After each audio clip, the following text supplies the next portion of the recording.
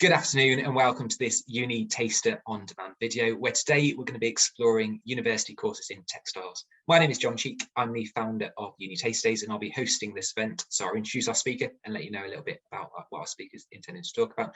And our speaker today is Nicola. Nicola is a senior lecturer at the University of Huddersfield. And I mentioned a second ago, is going to talk to us about university courses in textiles. She's going to cover things like the reasons you might want to consider studying textiles, application tips, an overview of careers, and also what to expect on a textiles course. Over to you, Nicola. Hi. Before I introduce myself properly, I want to point out that textiles is a subject that I'm super proud to represent and one that I hope you would consider as a creative opportunity for study and a career that follows through. So, my name is Nicola Perren and I'm a weave and drawing tutor on the textile degree course at the University of Huddersfield in Yorkshire. While all the images I have used are from our own students at Huddersfield, my main aim for this presentation is to talk about what studying textiles might mean at any institution in the UK. Hopefully, by the end of this presentation, you will have more of an idea about what textiles has to offer and how you might go about seeking out a course that suits your dreams, creative needs and aspirations. Okay, textiles is one of the biggest industries in the world. But we find more and more that in general, people do not realise its impact on our lives or understand that it is a field independent of fashion or interiors. This has become more prevalent in recent years as schools and colleges have had to make hard decisions about what to include in their curriculum. The good news is that even if you have not studied textiles at GCSE, A-levels or BTEC, etc., it's still an option that's open to you. During this session, I hope you will get a sense of its vastness as a subject and industry, while also appreciating that despite your perhaps lack of knowledge of core textile practices, the fact that you interact daily with textiles or may have explored art or design in its wider sense, this knowledge and experience can be a great foundation to launch your textile career and specialist education. I will explain a little bit about what a degree in textiles may look like, introduce you to career opportunities and provide some application tips. But before we dig deeper into what different degree courses might offer, I think it would be helpful to remind ourselves of what textiles is. Essentially, it is a cloth constructed through weaving or knitting, and this may then have decorative elements applied through print and embroidery.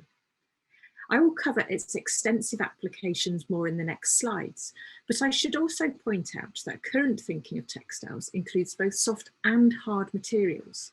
For example, both natural and synthetic fibres such as cotton, wool and polyesters, as well as wood, glass and paper are materials naturally explored by textile students. So where does textiles fit in amongst the breadth of creative degrees available? This is the point where we find there is a lot of confusion in this area, particularly with fashion, interiors and costume.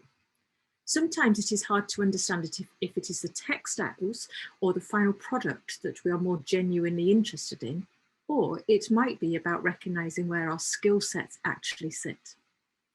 I'm not sure if you have watched the fashion talk in this series, but they touch on this too, explaining that textiles is the backbone of the fashion industry, but they are quite different fields.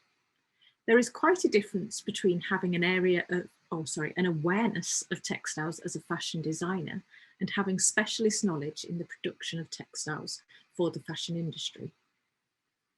In this diagram, we can see the connections that textiles has with other popular fields, but it is important to note that if it is the textiles you want to develop skills in, you would be better served to study textiles rather than the subject for which it is a byproduct for.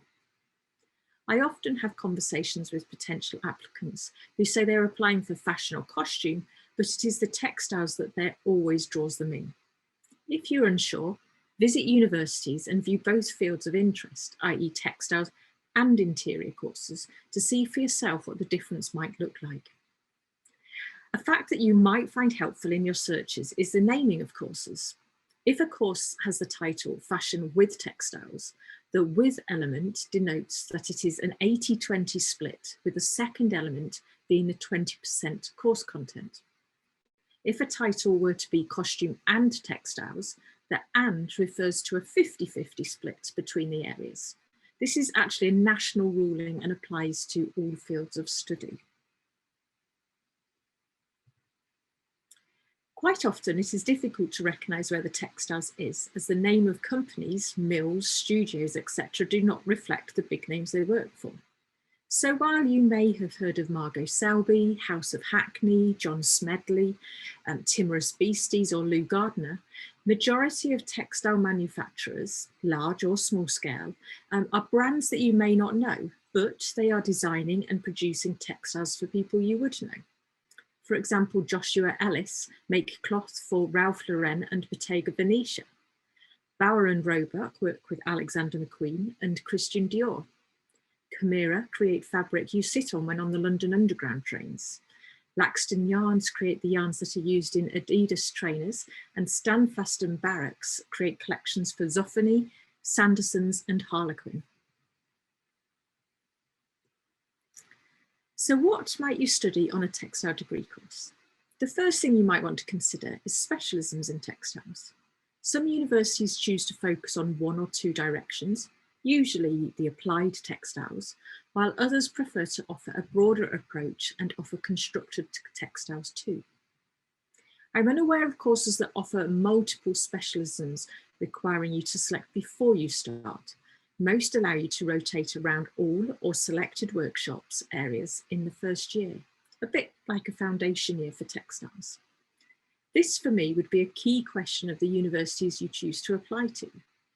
You may already be very clear about the direction you want to take, but for those who want to explore further before making choices, just know that there are a range of different options out there for you. Essentially, majority of the unis offer one to all four of the core areas, which are print, embroidery, weave and knit. A big thing for a lot of applicants is about the facilities that we offer. This can vary greatly from one uni to another, so be sure to investigate this further. So, I should also add that all of these specialisms can be applied to fashion, interiors, craft, textile art, etc. But again, this would be a good thing to inquire about in your research.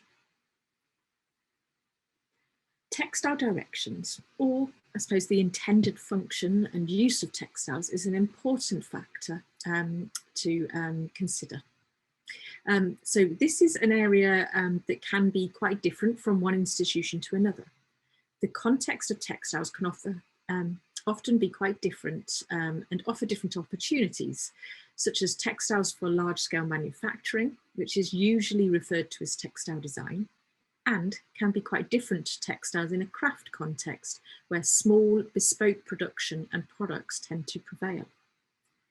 For those interested in wallpaper design, stationery, interior products, surface design might intrigue you. If you are interested in textiles that have smart properties, such as embedded electronics, are highly sustainable properties, or basically anything new that is addressing the future of textiles in a global sense, then look for a university that addresses smart textiles. Fabrics used in sportswear, in automotives, medical scenarios tend to be referred to as technical textiles. You'll find that some courses provide this as their focus point, others offer it as part of their suite of options, but it is also a field that some courses do not offer. I should also add at this point that for most people engaged with textiles, they have strong ideas and ambitions towards sustainable and or ethical practices. Most courses cover this, but like specialisms, some courses provide this as a more fundamental element in their curriculum. So another question that you may want to add to your list. So how do you know that it is textiles that interest you as opposed to the subjects that utilise textiles? It's tough, but I think there are some common factors. For example, really wanting to be engaged with making, okay? Whether this is by hand or utilising digital technologies. Textile people are often keen to handle materials. Are you one of those people who walk through a clothes shop with your eyes on items and a hand touching everything? Other key factors often noted in textile students is the love of colour and/or pattern.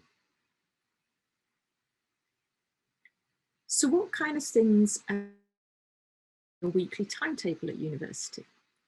All textile courses will offer workshop and practice as a core element of the course. Research into facilities and the amount of access could be a key factor for you to consider. Majority of courses will teach through a blend of course-based briefs, personal direction briefs, or as live briefs with industry partners and/or competitions. Each course will offer a specific context for the production of textiles, or a range of contexts, i.e. textiles for fashion, textiles for interiors, galleries, education, public spaces, craft, and so on. Drawing is always at the heart of the best textile design, but it is usually the element that creates the most division and concern amongst applicants, i.e. very nervous of drawing or absolutely love it. Essentially, it is not something that you should worry about. Once you are studying textiles, drawing becomes much more understandable, as it is quite different when we draw to develop our textile thinking, as opposed to engaging with the, a representation of a lifelike orange or a human figure. Finally, we have theory, which often consists of one or more of the following: design history, research and writing skills, sustainability, and the ethics of textile production. Again, if you have a particular interest here, just ask what they cover and to what depth. A few final things that you might want to consider when reviewing your textile course options might include the degree title. A lot of courses are BA, Bachelor of Arts, but some offer a different twist with a BSc as a Bachelor of Science. House styles. Some courses absolutely epitomise a particular style or almost a brand identity. If that is what you are after, aim for one of these courses. Other courses, however, prefer to have little to no house style, and it is you as the individual who will drive the ambition for the look, direction, and style of your work. Finally, some courses will also offer placements that are key in a speedy success of a transition from student to a graduate in a job that relates to your degree. Quite a few courses do not offer placements, but for those that do, there can be quite a bit of difference. For example, some courses promote multiple 2-week work experiences during the holidays, while other courses offer a full sandwich year in industry or setting up a business, etc. Most universities that offer the 1-year sandwich placement option, which usually takes place during the 3rd year of a 4-year programme, do not require you to make the decision before starting the degree, letting you make your decision during the 2nd year of study. One question we always get asked are about jobs that come out of a textile degree. This is a challenge to answer as the field is so vast. Here, for example, I have only listed a small range of opportunities that can be local, national, or international. Textiles, as well as being one of the largest industries in the world, is very much a global machine. I think one of the common elements that I've noted over the years is that so many of my graduates or alumni ended up in very successful careers in fields they did not even realise were jobs when they started their degree. They knew they wanted to work in textiles, threw themselves into the studies, and the right kind of job and direction emerged over the duration of their degree. I know this sounds scary, but you might want to consider this approach as being something that ultimately leads you in a direction that is less forced and more of a natural progression, and one that responds to your growing awareness of the industry. The good news is, this is such a vast industry, there are always options available to you with a good degree under your hat. So what should you consider in your search and application for a course that you're interested in? Firstly, do your research beforehand into what different universities offer. Most courses have their own Instagram pages and have some affiliated student-led accounts. Follow these and see what you like. If you can, visit, okay? It's so important to get a feel for a place. well, at least once we escape COVID restrictions, get a sense of if this is a place you would like to see yourself studying for the next 3 or 4 years, or would like to be in conversation with, I don't know, the academic team or your peers around you for that time. Ask the tutors and current students questions when you visit. Don't be shy. Most students love to be quizzed on their experience or on what they're currently producing. For your application, use your statement to demonstrate your interest, particularly creativity. What subjects often inspires you? Whose work or what field inspires you? It's also important to demonstrate that you're engaged with what is going on around you. This might be socially and politically, but can equally be about recent books, films, and exhibitions you've connected with. In your portfolio, be selective, but try to demonstrate the breadth of work you do.